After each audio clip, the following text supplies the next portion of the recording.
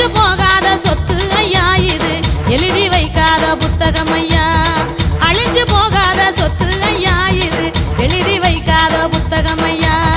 முடிஞ்சு போகாத கதை இதையா இப்போ மூச்சு விடாம பாடி வரேன். முடிஞ்சு போகாத கதை இதையா இப்போ மூச்சு விடாம பாடி வரேன். மண்ணு வீசும் வாசனையும் இந்த மக்களோட யோசனையும், மண்ணு வீசும் வாசனையும் இந்த மக்களோட யோசனையும். இந்த சின்ன பொண்ணு பாட்டுல தான் தெக்கு சீமையோட கதை இருக்கு. இந்த சின்ன பொண்ணு பாட்டுல தான் தெக்கு சீமையோட கதை இருக்கு. இந்த சின்ன பொண்ணு பாட்டுல தான்